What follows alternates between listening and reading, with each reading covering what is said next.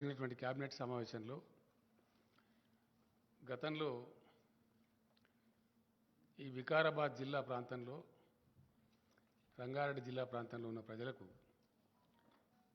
ప్రభుత్వ పరంగా మేము ఇచ్చినటువంటి హామీ మేరకు జియో 111 ఎత్తేస్తూ కేబినెట్ డిసైడ్ చేసింది.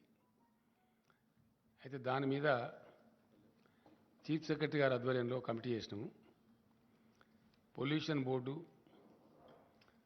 ఈ పర్యావరణానికి సంబంధించి అటవీ శాఖ ఇతరులందరినీ కలిపి ఎట్టి పరిస్థితులలో మూసీ నది, ఈసా నది మరియు ఆ రెండు జలాశయాలు కలుషితం కాకుండా ఏ పద్ధతిలో దానికి పెట్టానో గ్రీన్ జోన్స్ కూడా డిక్లేర్ చేస్తూ మాస్టర్ ప్లాన్ కూడా ఇంప్లిమెంట్ చేస్తూ ఆ జియో ఇంప్లిమెంట్ చేయాలని చెప్పి ఆదేశం ఇచ్చినాం.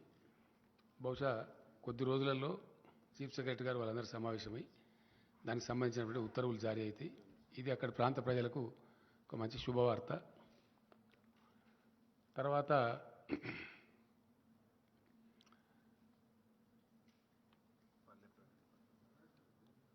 మే 20 నుంచి జూన్ 5వ తేదీ వరకు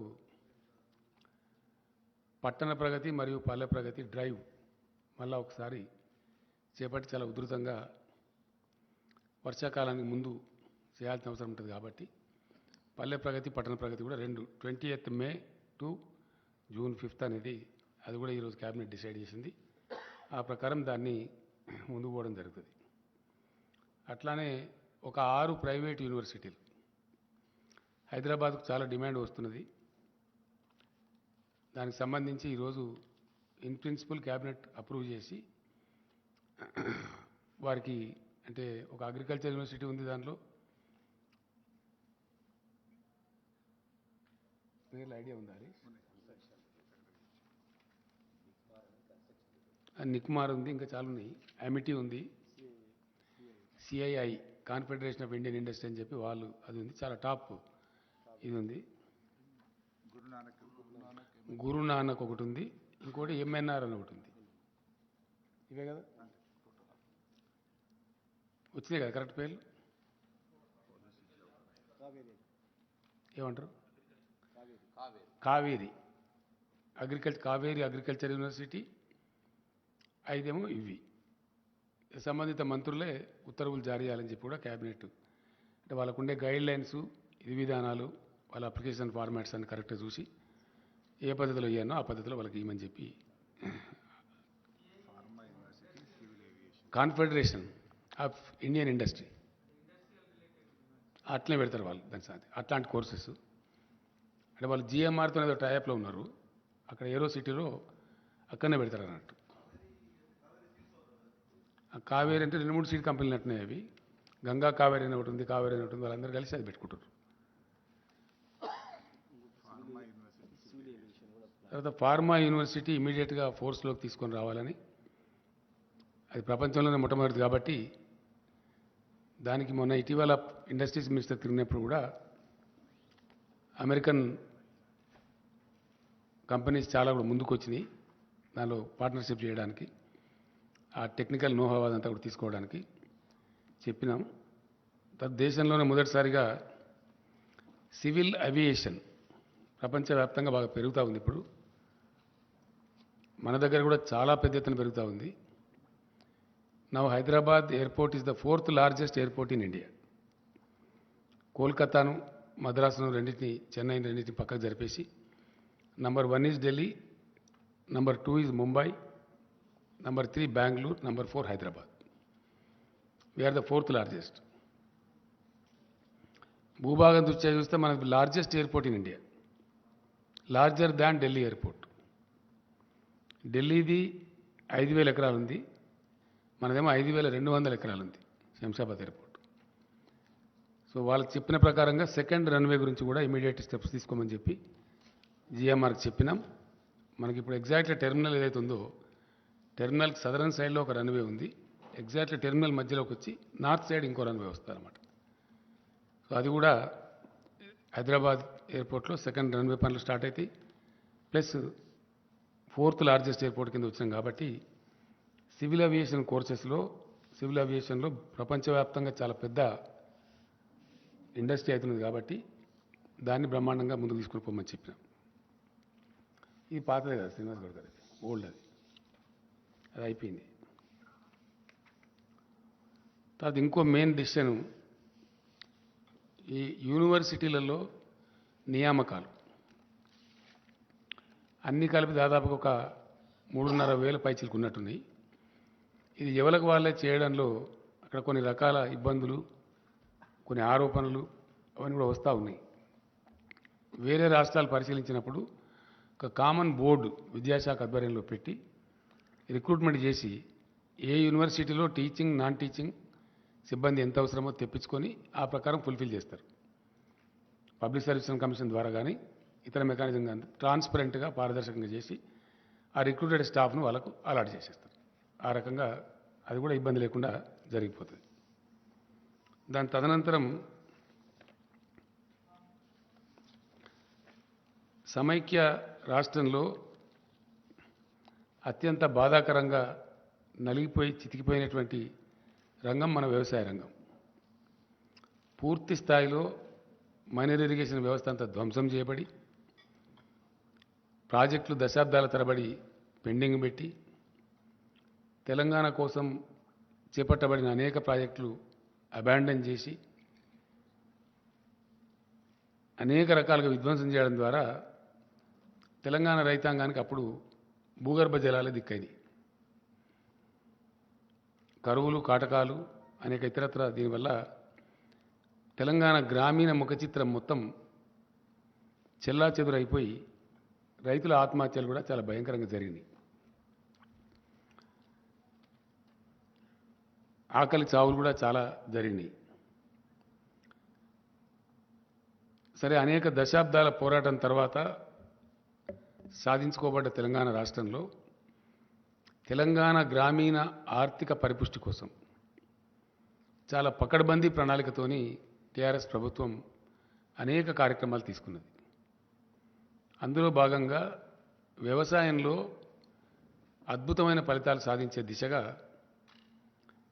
అనేక ఉద్దీపనలు ఆ రంగానికి ప్రభుత్వం సమకూర్చడం జరిగింది. ఆ ఉద్దీపనలలో భాగంగా గతంలో ఏంటంటే 2 సమస్యలు బాగా పట్టి పీడించేటి రైతాంగాన్ని. ఒకటి నీళ్ల సమస్య, ప్రాజెక్టులు కాకపోవడం, కాలువల ద్వారా నీళ్లు రాకపోవడం, కరువు కాటకాలు సంభవించడం ఒక భాగం. రెండవ భాగం ఆ ఉన్న కొద్దిపాటి 600 నుంచి 900 ఫీట్ల లోతులోకి వెళ్ళి తీసుకునే భూగర్భ జలాలు కూడా కొద్దిపాటి అందుబాటులో ఉన్నా అవి తీసుకోవడానికి అవసరమైన కరెంటు చాలా అస్తవ్యస్తంగా ఉండి వందలు వేల సంఖ్యలో ప్రతిరోజు మూటలు కాలిపోవడం, తద్వారా రైతులు నష్టపోవడం, ఆ కరెంటు కోతల వల్ల వరి పంటలు ఎండిపోవడం, ఇట్లాంటి అనేక చాలా బాధాకరమైన దృశ్యాలు మనం కళ్ళారా చూసినాం. చాలా పెద్ద, అసలు సమ్మర్ వచ్చిందంటేనే ఒక భయోత్పాతమైన పరిస్థితి. రైతాంగం ఇప్పుడు కూడా అరిచేతిలో ప్రాణం పెట్టుకొని బతికే పరిస్థితులలో చాలా దీనావస్థలో ఉంది. అందువలన వ్యవసాయం చాలా ఘోరాతి ఘోరమైన పరిస్థితికి లోనైంది. దాన్ని తిరిగి పునరుజ్జీవింపజేయడానికి first step was taken by the government was mission Kakatiya. చాలా అద్భుతమైన ఫలితాన్ని ఇచ్చింది అది, చాలా చాలా అద్భుతమైన ఫలితాన్ని.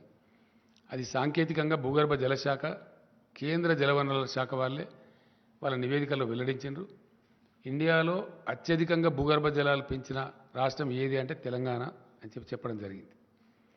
దానికి తోడుగా ఎలక్ట్రిసిటీని అద్భుతంగా తయారు చేసి, చాలా చాలా అద్భుతంగా తయారు చేసి క్లీన్ ఎనర్జీ సప్లై చేయడంలో, నాణ్యమైన విద్యుత్తును 24 అవర్స్ అన్ని రంగాలకు అందించడంలో తెలంగాణ గొప్ప విజయం సాధించింది. ఇంకా ఇప్పుడు మనకు రాబోయే రోజులలో యాదాద్రి 4000 మెగావాట్స్, ఎన్టీపీసీ కన్స్ట్రక్ట్ చేసినటువంటి 1600 మెగావాట్లు ఇయర్ 23లో మనకు అందుబాటులో రాబోతూ ఉంది. అండ్ ఇంకొక 5600 మెగావాట్స్ ఆఫ్ థర్మల్ పవర్ మనకు నెక్స్ట్ ఇయర్లో, ఇయర్ 23లో, 23 ఎండింగ్ అంటున్నారు వాళ్ళు, కొద్దిగా స్పీడ్ చేయమన్నాం కాబట్టి ఇంకో 5600 మెగావాట్లు కూడా మనకు యాడ్ కాబోతుంది. ఆ రకంగా విద్యుత్ పంపిణీ విధానంలో ఉండేటువంటి ఆ యొక్క అసమతుల విధానాన్ని సమతులం చేసి అంటే డిస్ప్రపోర్షనేట్ సిస్టమ్ అంతా కూడా ప్రపోర్షనేట్ చేసి చాలా చక్కగా నాణ్యమైన విద్యుత్తు కోతలు లేకుండా లో వోల్టేజ్ లేకుండా అందించడం వల్ల కూడా గణనీయంగా వ్యవసాయ ఉత్పత్తులు పెరిగిపోయినాయి.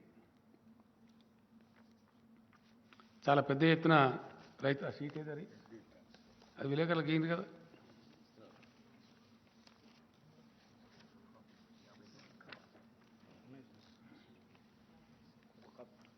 కాపీ ఏదిరా బాబు మీ దగ్గర పెట్టుకుంటే నా విలేకరులకు ఇవ్వాలి కానీ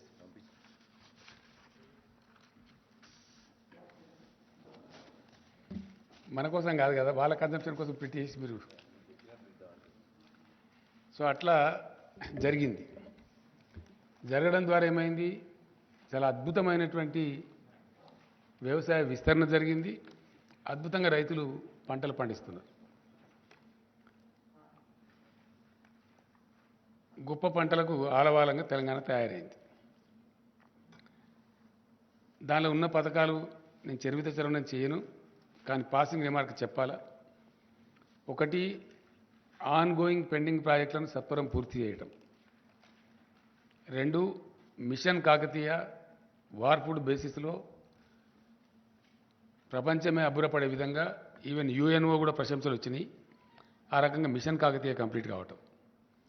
3 రీఇంజనీరింగ్ చేసి భారీ ప్రాజెక్టులకు శ్రీకారం చుట్టి అద్భుతంగా world's largest multi stage lift irrigation scheme Kaleshwaram record టైంలో కంప్లీట్ చేయటం. దాని ఫలితాలు కూడా అందుతూ ఉన్నాయి. వీటికి తోడుగా గత 3-4 సంవత్సరాలుగా భగవంతుని దయ వల్ల ప్రకృతి కరుణించి అద్భుతమైన వర్షపాతం కూడా దీనికి జోడైంది. దానికి తోడుగా కరెంటు అద్భుతంగా అన్ని సీజన్లలో ఏ మాత్రం వోల్టేజ్ ప్రాబ్లం లేకుండా సరఫరా కావడం కూడా చాలా ఇంపార్టెంట్ ఇన్పుట్ అయింది. వీటికి తోడు ప్రభుత్వం ఇచ్చిన ఉద్దీపనలు ఏవైతున్నాయో ఇండియాలో కాదు ప్రపంచంలో కూడా ఇక్కడ ఇవ్వరు. ఎకరానికి సంవత్సరానికి 10,000 రూపాయలు.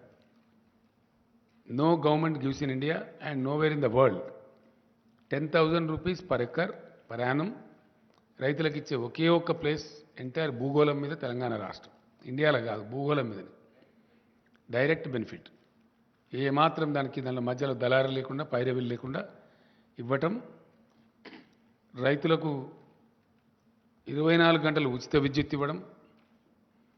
రైతులకు ఉచితంగానే నీటి సరఫరా చేయడం.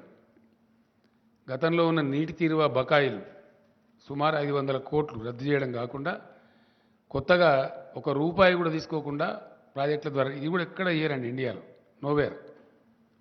మన చుట్టూ ఉండే 4 రాష్ట్రాలు కూడా ఏ రాష్ట్రంలో ఇవ్వరు, భారతదేశంలో ఇవ్వరు. ప్రధానమంత్రి గారి రాష్ట్రం గుజరాత్లో కూడా ఇవ్వరు. Nowhere in India. Only Telangana which supplies water, surface water కూడా వితౌట్ వాటర్ సెస్ ఇవ్వటం. తర్వాత రైతులు చనిపోతే వయసుతో నిమిత్తం లేకుండా చనిపోయిన కారణంతో నిమిత్తం లేకుండా వాళ్ళకు అద్భుతంగా ప్రభుత్వమే మొత్తం ప్రీమియంస్ చెల్లించి 8 రోజులు దాటకుండా వాళ్ళకు రైతు బీమా సౌకర్యం కల్పించడం. ఇట్లాంటి వాటి వల్ల చాలా అద్భుతంగా రైతులు పంటలు పండించారు. కరోనాకు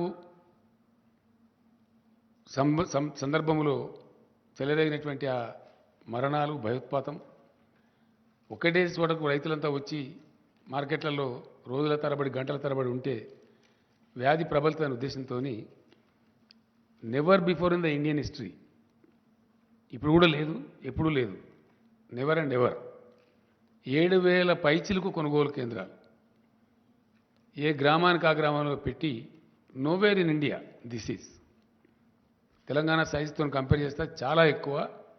ఏ ఊరికి ఆ ఊర్లోనే కొనుగోలు కేంద్రాలు ప్రప్రథమంగా పెట్టి ఎంటైర్ అడ్మినిస్ట్రేషన్ గేరప్ చేసి ధాన్యం కొనుగోలు చేసి ఆ కొనుగోలు చేస్తే కూడా వారానికో 10 రోజులకో నెలకో అన్నట్టు కాకుండా జస్ట్ వితిన్ 3-4 డేస్ అది కూడా డైరెక్ట్గా బ్యాంక్ అకౌంట్లోకి రైతు అకౌంట్లోకి ఇక్కడి నుంచే డబ్బులు పంపించడం. మధ్యలో జిల్లా నుంచో మండలం నుంచో ఇంకో డిపార్ట్మెంట్ నుంచో కాకుండా finance department civil supplies corporation ద్వారా రూట్ చేసి డైరెక్ట్గా రాష్ట్ర ప్రభుత్వం వారి ఖాతాల్లో వేయడం చాలా చాలా చాలా సానుకూలమైనటువంటి ఒక పవనం వీచింది దాంతో. పంటలు పండడం కోసం ఇచ్చే డబ్బులు కానీ, కరెంటు కానీ, నీళ్లు కానీ, ఇతర ప్రోత్సాహాలు కానీ, కల్తీ లేని విత్తనాలు అందించే ప్రయత్నాలు కానీ, కల్తీ మీద first state in India to bring PD act కానీ, వీటన్నిటి వల్ల అద్భుతంగా వచ్చింది. దాంతోపాటు కొనుగోళ్ళు ఎక్కడికక్కడనే జరిగి 3వ రోజుకు 4వ రోజుకి వారి బ్యాంకులోకి క్లీన్గా డబ్బులు రావడం, అకౌంట్లో జమ కావడం ఎక్కడ ఉండదండి ఇండియా మొత్తంలో. ఏ స్టేట్లో కూడా ఉండదు, అసలే ఉండదు, ఉండదు కాక ఉండదు. ఆ విధంగా జరగడం వల్ల వీటన్నిటి సమాహారంగా రైతులు అద్భుతంగా ధాన్యం పండిస్తూ ఉన్నారు. అయితే ఇంకా చాలా ఉన్నాయి. వెరసి జరిగింది ఏంది? నెట్ రిజల్టు అంటే 1 కోటి ఎకరాల విస్తీర్ణం పెరిగింది రెండు పంటలు కలిపి. 1 కోటి పైచిలుకు 2014-15 to 2022 more than 1 crore acres. ఈ మల్టిపుల్ యాంగిల్స్లో ఈ పనులన్నీ జరిగేటప్పటికీ ఆలోచించిన పద్ధతిలో, ఆశించిన పద్ధతిలో అవన్నీ కరెక్ట్గా సింక్రనైజ్ కావటం మూలాన 1 కోటి ఎకరాలలో విస్తీర్ణం పెరిగింది. పెరిగి పంటలు చాలా బ్రహ్మాండంగా పండుతున్నాయి. అయితే పూర్తి స్థాయిలో రైతు వ్యతిరేకంగా పనిచేస్తున్నటువంటి ప్రభుత్వం కేంద్రంలో ఉండటం భారత రైతాంగం యొక్క దురదృష్టం పూర్తి స్థాయిలో. ఎందుకంటే 13 నెలల పాటు లక్షలాది మంది రైతులు దేశ రాజధానిలో ధర్నా కూర్చున్న పరిస్థితి మనం చూసినాం.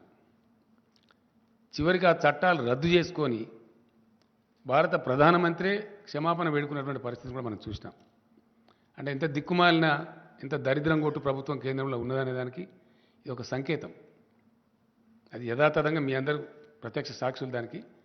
దానిలో ఏం డంబాచారం కానీ, మిర్చి మసాలా వేసి నూరిన మాట కానీ ఏం లేదు. అది ఫ్యాక్ట్, హిస్టరీ. ఏది 13 నెలల పాటు నిరంతరంగా రైతులు ఉద్యమించటం దేశ రాజధానిలో, వాళ్ళని అనేక రకాలుగా తూలనాడి, వాళ్ళని ఖాళిస్తాన్ ఉగ్రవాదులని, ఇంకోటని ఆందోళన జీవులని అవమానపరిచి, ఇన్సల్ట్ చేసి ఫైనల్గా ప్రధానమంత్రి క్షమాపణ చెప్పి ఆ చట్టాలు వాపసు తీసుకున్న పరిస్థితులు మనం చూసినాం. అట్లానే ఈరోజు వ్యవసాయ రంగాన్ని మొత్తం కార్పొరేట్లకు అప్పగించాలని ఒక బలమైన కుట్ర కేంద్రం చేస్తూ ఉంది. అంటే రైతులు వాళ్ళ భూములన్నీ కార్పొరేట్ కంపెనీలకు అప్పగించాలి, దానిలోనే జీతకాలుగా పనిచేయాలి. ఇది అల్టిమేట్ కుట్ర. దాన్ని దృష్టిలో పెట్టుకొని వ్యవసాయ రంగాన్ని కుదేలు చేయాలని చెప్పి అనేక దుర్మార్గాలు చేస్తూ ఉన్నారు. మేము డిమాండ్ చేసినాం, గ్రామీణ ఉపాధి హామీ పథకాన్ని వ్యవసాయానికి అనుసంధానం చేయండి అంటే చెయ్యరు. ఆ కూలీలంతా వస్తారు, చౌకగా వస్తారు, రైతులకు లాభసాటిగా ఉంటుంది, ఏ ఊరికి ఆ ఊరిలో పని దొరుకుతుంది, ప్రతి ఊరిలో వ్యవసాయం ఉంటుంది కాబట్టి అంటే అది చెయ్యరు. 2 ఆ మేనిఫెస్టోలో పెడతారు కానీ అమలు చేయరు. వాళ్ళ ఎన్నికల హామీలో పెట్టినరు కానీ అమలు చేయరు. 2 ఎరువుల మీద ధరలు పెంచినారు. అలొకేషన్ మొన్న జరిగిన బడ్జెట్లో, లాస్ట్ టైం కూడా బడ్జెట్ సందర్భంగా నేను చెప్పిన, ఎరువుల మీద విపరీతంగా ధరలు పెంచినారు. 2 భూగర్భ జలాల మీద ఆధారపడి వ్యవసాయం చేసే రైతులకు వాళ్ళ బావుల కాడ మీటర్లు పెట్టాలి అని దిక్కుమాలిన పనికిమాలిన విద్యుత్ సంస్కరణలు తెచ్చిండ్రు. దానికి ఇన్సెంటివ్స్ పెట్టి 0.5% FRBM లోన్ కూడా దానికి అనుసంధానం చేసి రాష్ట్రాలను నష్టానికి గురి చేస్తూ ఉన్నారు. అంటే వ్యవసాయ రంగాన్ని బలహీనపరచాలి, కుదేలు చేయాలి, డిస్కరేజ్ చేయాలి అనేటువంటి అంతర్గత కుట్రలో ఇవన్నీ బాగా. అట్లానే మార్కెట్లన్నీ లేకుండా చేస్తాం అని చట్టాలు తెచ్చిండ్రు. సరే, ఇప్పుడు తూకం ముడిచిండ్రు. ఆ తర్వాత ఆ రోజు రైతులకు హామీ ఇచ్చిండ్రు, మేము MSP కోసం అది చేస్తాం, మరొకటి చేస్తాం, ఇంకొకటి చేస్తాం అని చెప్పి ఈరోజు వరకు అతి గతి లేదు. నిన్న మొన్న పార్లమెంట్ సెషన్ జరిగితే వాళ్ళకి అవసరమైన చట్టాలు పాస్ చేసుకున్నారు తప్ప ఆ రోజు రైతులకు ఇచ్చిన హామీ నిలబెట్టుకోలేదు. ఇలా దేశ రైతాంగం అంతా కూడా గమనిస్తూ ఉన్నారు. నిన్న నాతో పాటు ఢిల్లీలో ధర్నాలో పాల్గొన్న ఆ రాకేష్ టికాయత్ కూడా ఒక మహాసంగ్రామాన్ని మొదలుపెట్టబోతున్నాం మళ్ళీ భారతదేశంలో అని చెప్పి కూడా చెప్పడం జరిగింది. అది డెఫినెట్గా జరుగుతుంది కూడా. అదే పద్ధతిలో తెలంగాణ పండించినటువంటి ధాన్యం, వరి ధాన్యం విషయంలో చాలా చిక్కిరి బిక్కిరిగా వితండవాదం చేస్తూ పిచ్చి పిచ్చిగా తలా తోకలేని విధంగా కేంద్ర ప్రభుత్వం వ్యవహారం చేసింది. నేను స్వయంగా వెళ్ళినాను, మాట్లాడినాం. రాష్ట్ర మంత్రివర్గం యొక్క 5-6 సభ్యులు వెళ్ళినారు, వాళ్ళు మాట్లాడినారు, లెటర్స్ ఇచ్చినాం, అవన్నీ కూడా చేసినాం. ధాన్యం కొనమంటే దాన్ని కాలుకు పెడితే మెడకు పెట్టి కాలుకు పెట్టడమే కాకుండా అతను చాలా అవమానపరిచి రైతులను మాట్లాడినాడు, రాష్ట్రాన్ని మాట్లాడినాడు. 2 విషయాలు ఏంటంటే ఎంత చీప్గా, ఎంత తెలివి తక్కువగా ఆ మంత్రికి అసలు మెదడు, జ్ఞానం, బుద్ధి ఏమైనా ఉందా లేదా కూడా అర్థం కాదు. అతను నూకలు తినడం అలవాటు చేయండి మీ రాష్ట్రానికి. మంచి ఫైన్ రైస్ పండించి అద్భుతమైన పంటను దేశానికి అన్నం పెట్టే రైతాంగానికి వాళ్ళు వడ్లు పండించి మంచి బియ్యమే దేశానికి అన్నట్టు వాళ్ళు నూకలు తినన్నట్టు. ఎంత గర్వం అండి, ఎంత అహంకారం. దేశానికి అద్భుతమైన పంట పండించి అన్నం అందించేటువంటి తెలంగాణ ప్రజలను మీరు నూకలు తినండి, నూకలు తినడం అలవాటు చేయండి అని చెప్పడం. ఇంకోటి, నేను పోయినప్పుడు ఆయన అన్నాడు, క్యా చమత్కార్ కర్ దియా భాయ్ తెలంగాణ, క్యా చమత్కార్ హో గయా అని ఒకటి. రెండవది ఇంకోటి, అతి తెలివి తక్కువగా, అంటే వాళ్ళకి తెలివి తక్కువ ఉండి ఇతరులకు కూడా తెలివి తక్కువ ఉన్నది అనుకుంటారు అన్నట్టు. అది చరిత్ర ఇడ. Yes, definitely. ప్రాబ్లమ్ ఈజ్ వాళ్ళకున్న వీక్నెస్, వాళ్ళకున్న తెలివి తక్కువతనం, వాళ్ళ సోమరిపోతనము, వాళ్ళ పరిపాలన సామర్థ్యం లేని అవివేకము అందరికీ కూడా ఉన్నాయని అనుకుంటారు అన్నట్టు. వాళ్ళకి ఆ స్థాయి లేదు. ఇప్పుడు తెలంగాణకు ఉన్న స్థాయి కేంద్రానికి లేదు. లేక పర్ఫార్మ్ చేయలేక, చేతగాక, పరిపాలన చేతగాక వాళ్ళు సాధించలేని గమ్యాలు, లక్ష్యాలు తెలంగాణ సాధిస్తే దాన్ని జీర్ణించుకోలేక క్యా చమత్కారోగా. ఇప్పుడు మీకు ఇచ్చిన షీట్లో ఉన్నది చమత్కారం ఏందో, మీకు ఇచ్చిన షీట్లో క్లియర్గా ఉంది. వీళ్ళు ఎంత అంటే 36 లక్షలు తెలంగాణలో వరి సాగైతే యాసంగిలో ఒక్క పంటలో, మొత్తం దేశంలో సాగైంది ఎంత? ఏ రాష్ట్రంలో సాగైంది ఎంత? మన దానిలో సగం కూడా ఏ రాష్ట్రంలో సాగాలి. అట్లీస్ట్ మన దానిలో 50% కూడా ఏ రాష్ట్రంలో సాధ్యం కాలే. That is what is the Chamatkar of Telangana.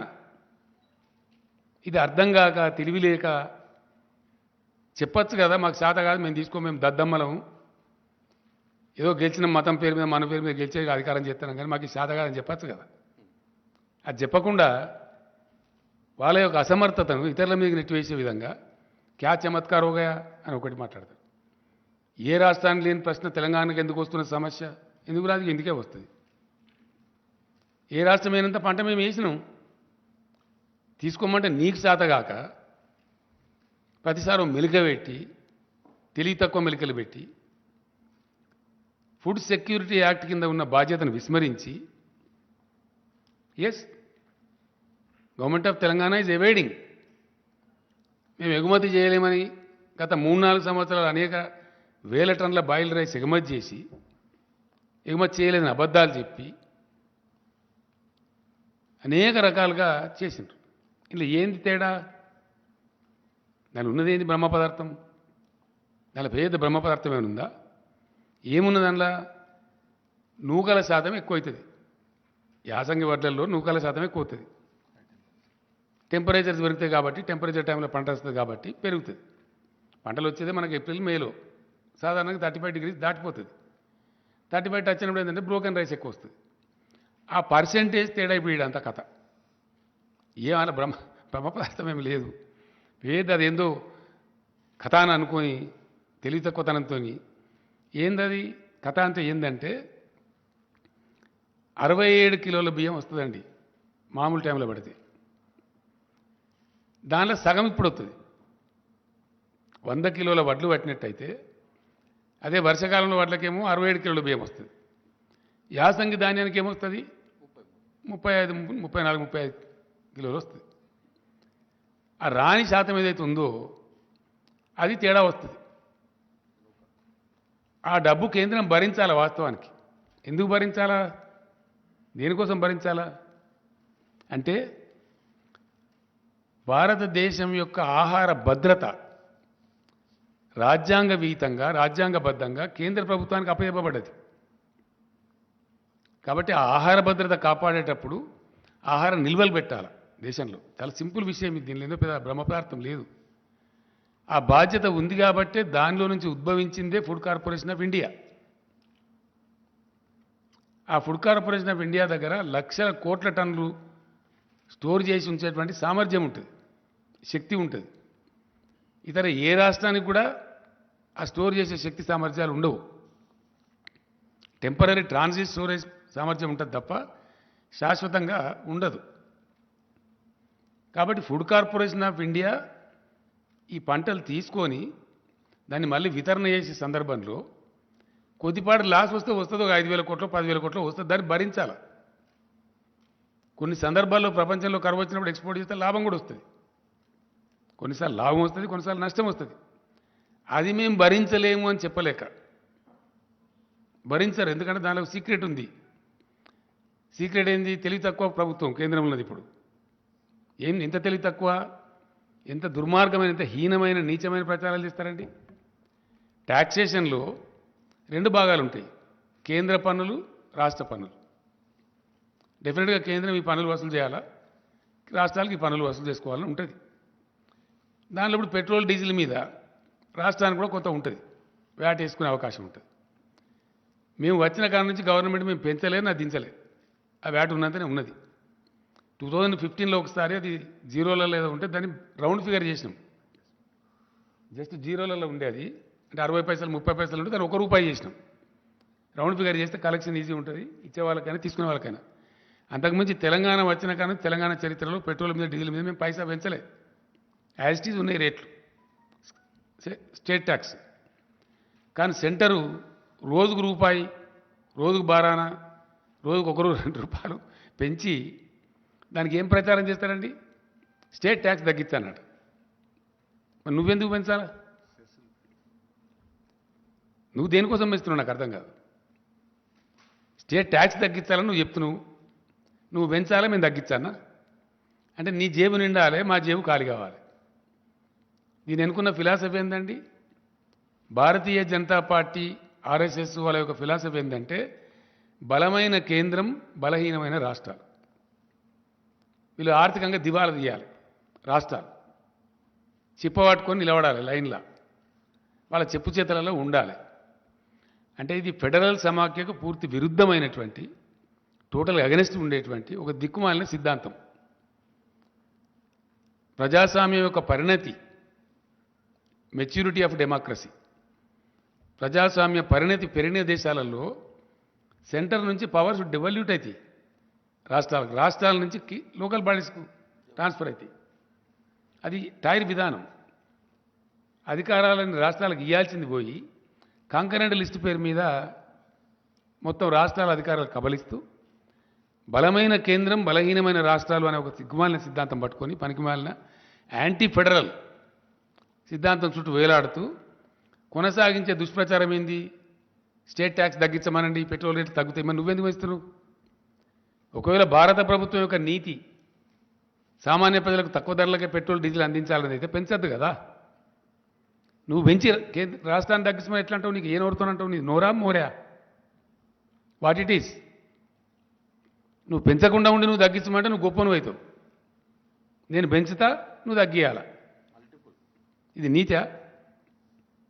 ఇటువంటి సిద్ధాంతంతో ఫుడ్ సెక్యూరిటీ బాధ్యత మీ మీద ఉండంగా కూడా దాని నుంచి తప్పించుకుంటూ, దాని నుంచి పారిపోతూ, వెన్ను చూపుతూ చేసే అరాకిరి ఏందండి? కిరికిరేంది? ఏమవుతుంది ఇప్పుడు? ఏదైతే 30% నూకలు వస్తాయో, 32%, 67 అయితే సగం వస్తాయి కదా, దాని మీద వచ్చే నష్టం భరించాలి. ఆ గ్యాప్, దానికి ఇంత గగ్గోలు పెట్టి గందరగోళం ఎత్తి కేంద్ర మంత్రులు ఎల్లయ్య మల్లయ్య, వాడేవాడో చెప్ప, వీడేవాడో రాను. ఇదా? ఇది ఒక గింత పెద్ద దేశాన్ని పరిపాలించే ప్రభుత్వం యొక్క నీతి? భారత రైతుల ఏడలు అవలంబించాల్సిన పద్ధతి ఇది.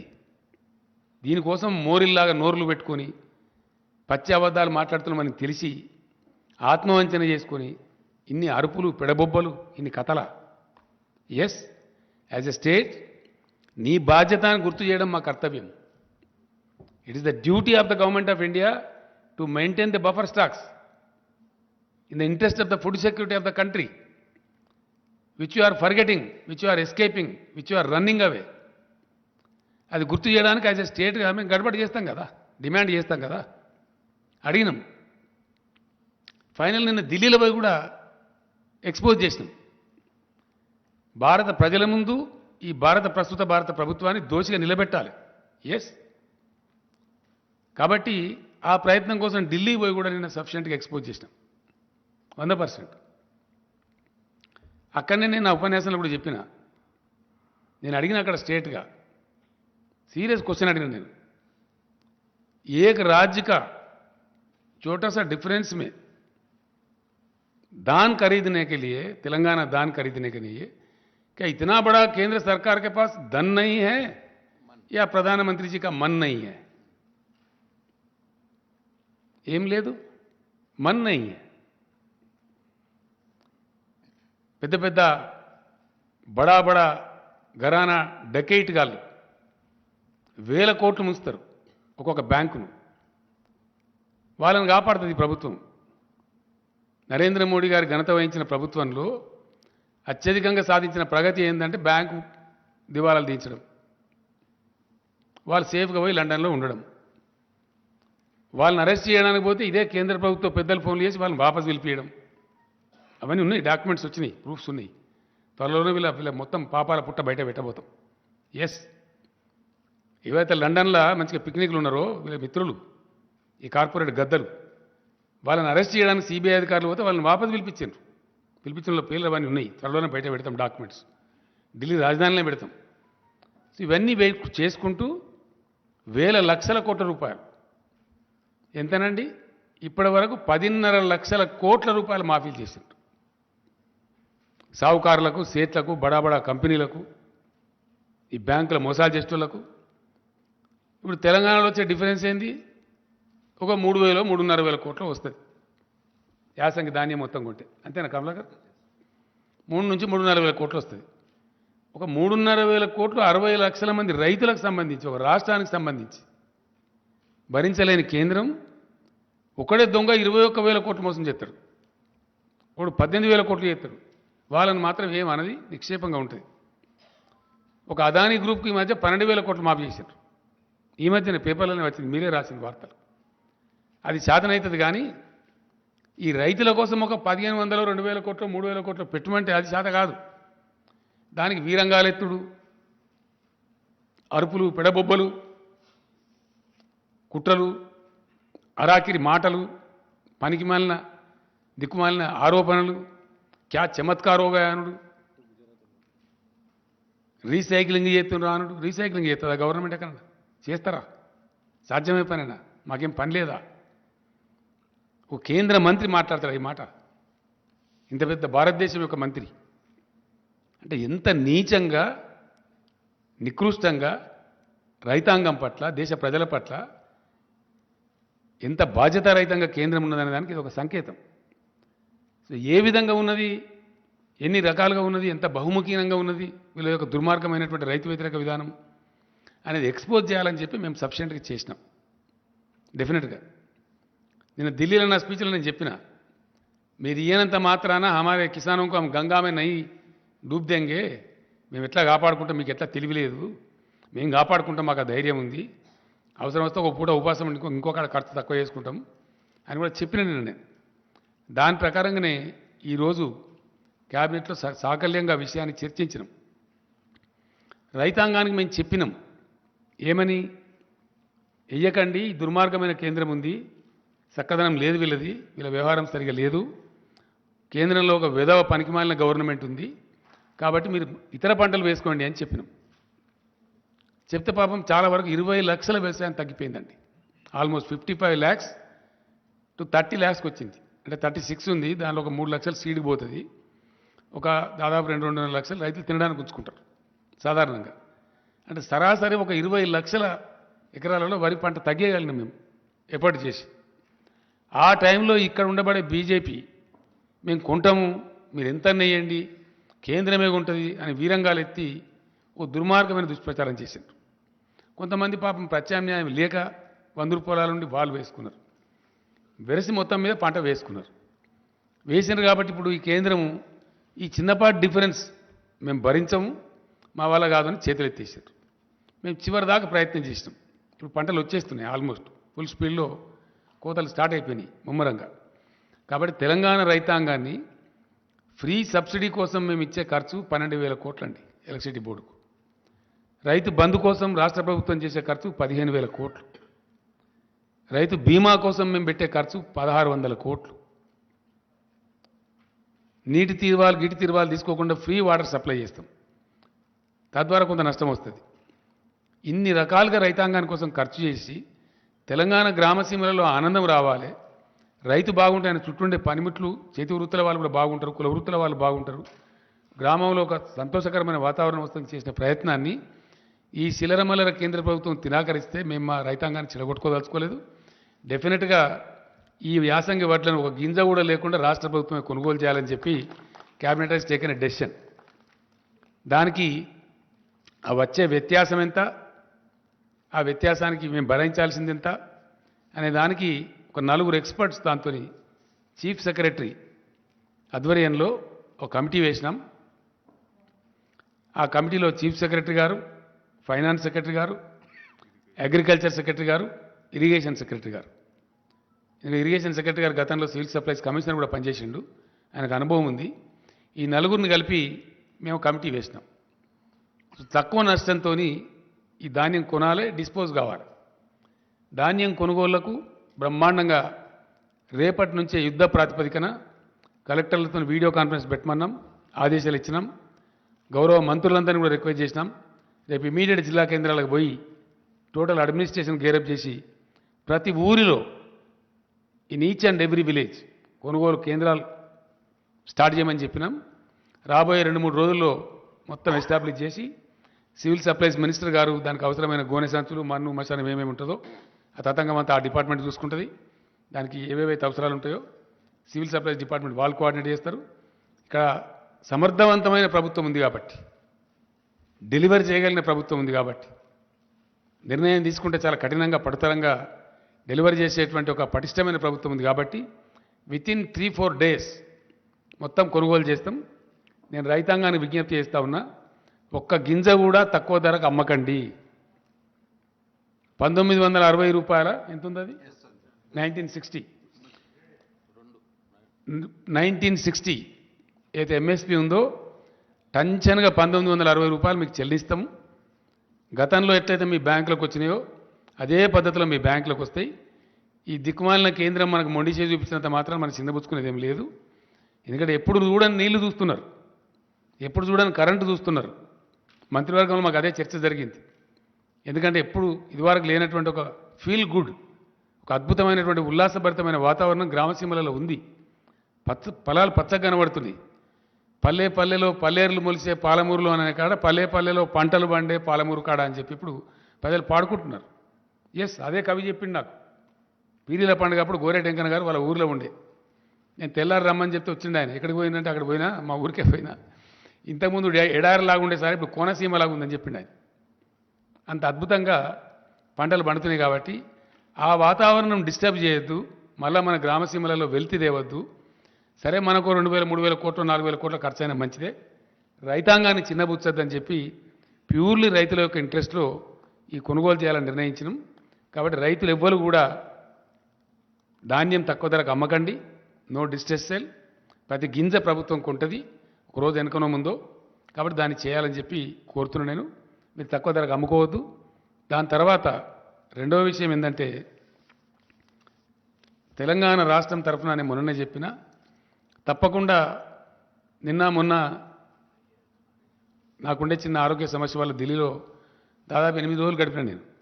చాలామంది మిత్రులు కలిసిండ్రు, చాలామంది ఎకానమిస్టులు కలిసిండ్రు, రాజకీయ నాయకులు కూడా కలిసిండ్రు, కొందరు ఫోన్లో మాట్లాడింది, కొందరు కలిసిండ్రు, రకరకాలు జరిగింది.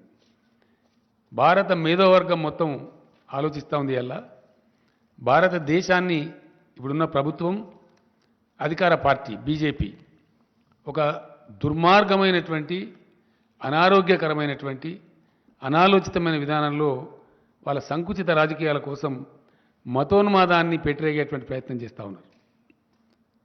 అన్ని రకాలుగా దేశాన్ని దెబ్బతీసిండ్రు.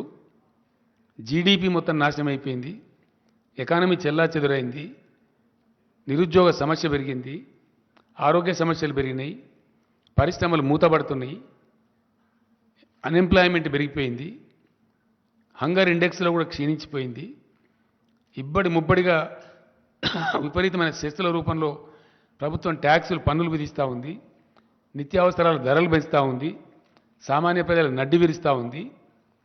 లెక్క లేకుండా అలక్ష్యంగా అన్ని పెంచడం, వాళ్ళకు ఒక అహంకారం తలకెక్కింది బాగా, నిష, అధికార నిష.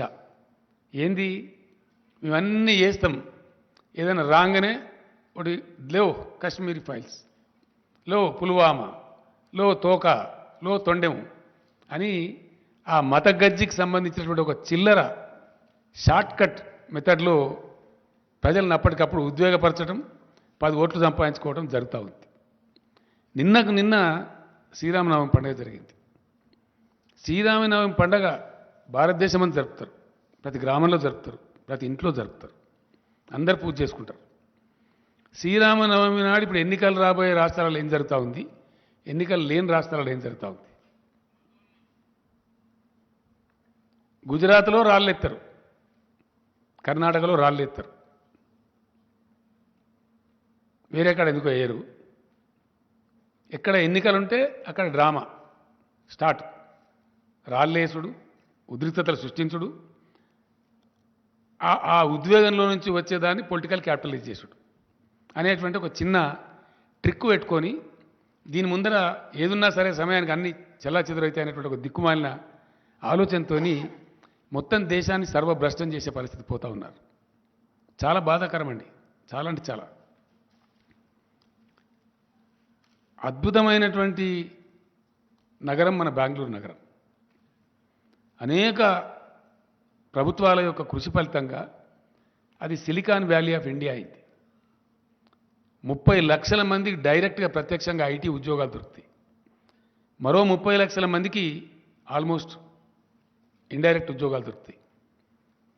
అంత అద్భుతమైనటువంటి రాష్ట్రంలో చాలా అయిందా time, just 2 minutes, 5 to 7, yeah.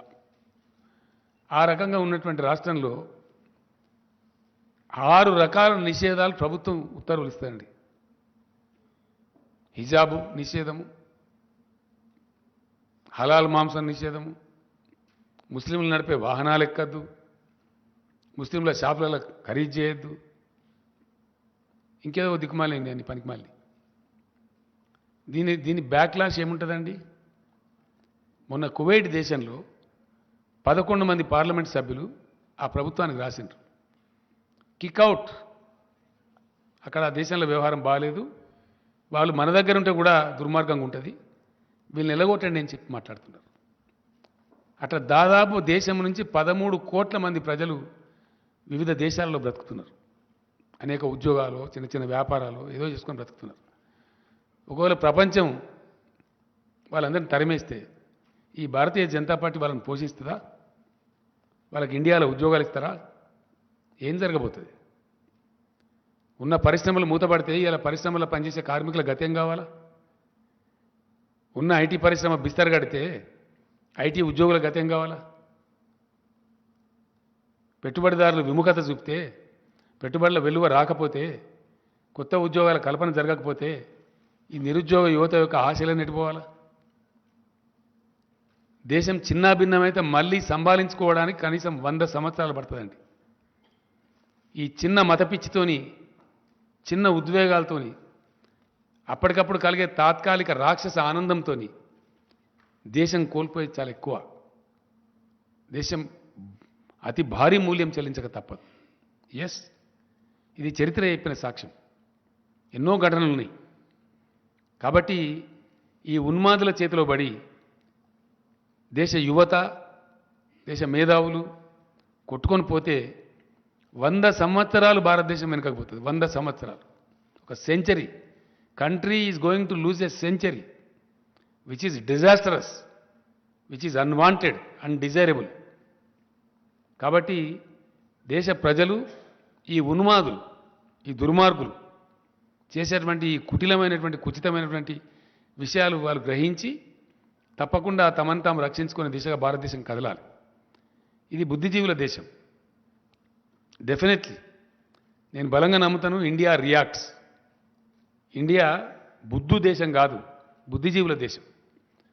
As and when given తప్పకుండా భారత ప్రజ తిప్పి కొడుతుంది, గిల్లి పడేస్తుంది.